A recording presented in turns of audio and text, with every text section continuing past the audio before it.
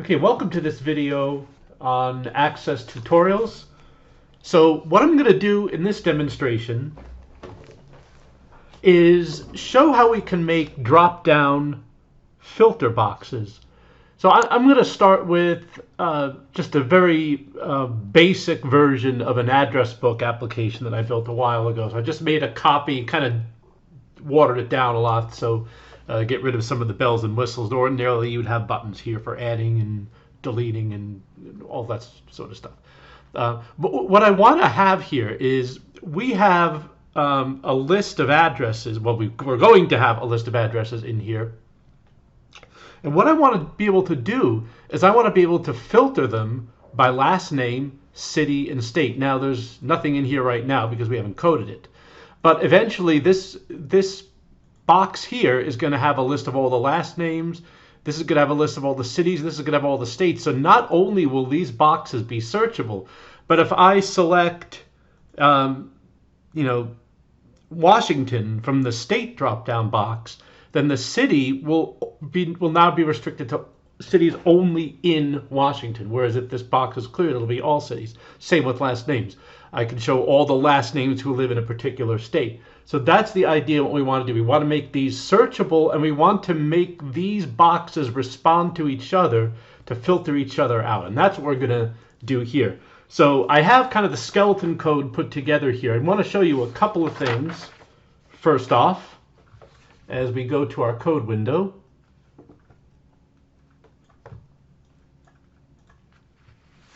I'm just going to show you a few basic things here.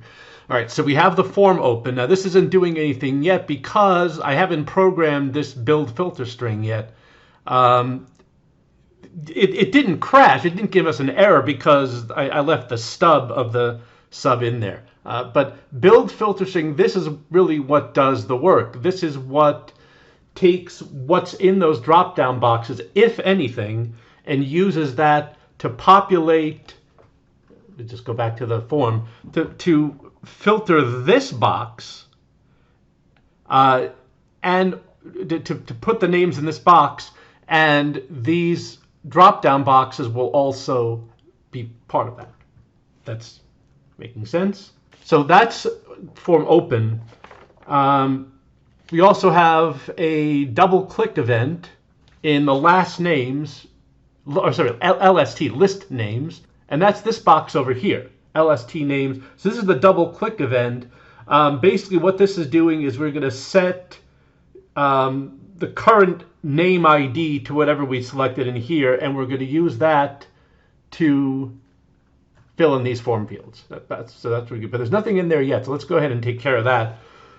First thing we need to do is put something in fill in form fields. Actually, I think that is already... Oh yeah, that's already set. So I put this in ahead of time. Again, query search, that's just the query that I'm using to populate. And so basic stuff here, we're going to find first whatever the name ID, and we're going to fill in the field. So you've seen that probably 100 times before if you're watching this. So I'm just going to go to the first of our coding examples. We want to go to build filter string. So I'm going to maximize this, and we're going to see how easy this is. The first thing I want to do is I have a global, not a global, but the module level variable str filter. So this is going to be everything after the where clause. You can, I was about to show you, we haven't typed it yet. This is going to be the where clause in our SQL query. And so that's what we're doing here. So the first thing I want to do is I want to set that to blank. If now name filt is the name of that name dropped, or that last name drop down combo box.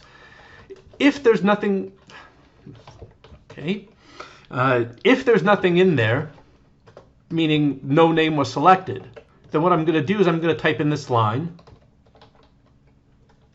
If it's not empty, if the name drop down is not empty, I'm putting this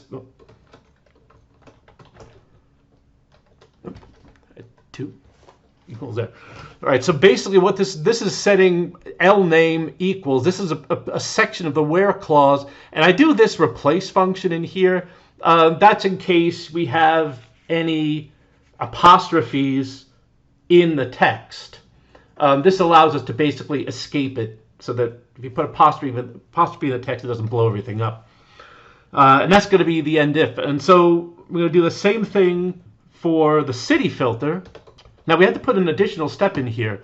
City filter, but when we get to city filter, we may or may not already have a name in there. So we need to start this with an and if there's already something in there. So I have to have another if-then statement in there. In other words, if it's already blank, then we can put then we're starting. In fact, I'll just copy this and paste it in here, and then we just got to change L name to city, and this is going to be city filled. Everything else is going to be the same. Now, if there's not already something, if there is already a name in there, then it's going to be the same as before. It's just that we have to put and city equals, etc. I guess I could have put the and part in a separate if statement and then just put the replace once, but easy enough to copy and paste that. Okay, so that is going to give us the city filter. Oh, I forgot.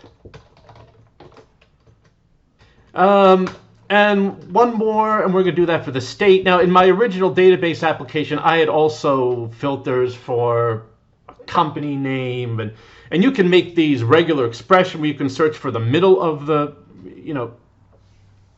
so you can make this really fancy. I just want you to get the general idea of how to do something like this. And so again, if we're starting, I think we used st for state, because state could be a keyword. So I want to leave that out. And state equals, and of course this is state filled. Oh no, this is still state. That's how I tell it. Type it in all caps, and then if it changes, you know it. All right, let's see. And that's it. Okay, now there's one more thing we have to do. I almost forgot. And that is, in fact, I'm even going to put a separator in here.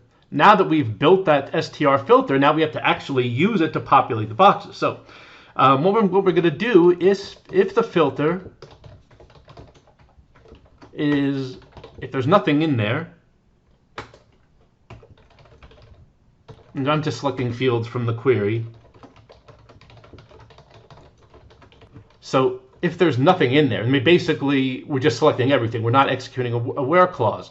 But I don't know why my tabs are messed up here. But if there isn't, then what we're going to do, as a matter of fact, let's just start by copying this, and I'll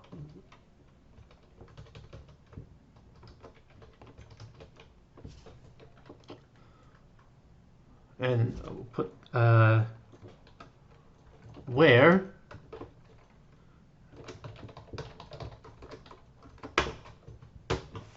because the string filter is, like I said, it's the where clause. So now I can put lst names requery.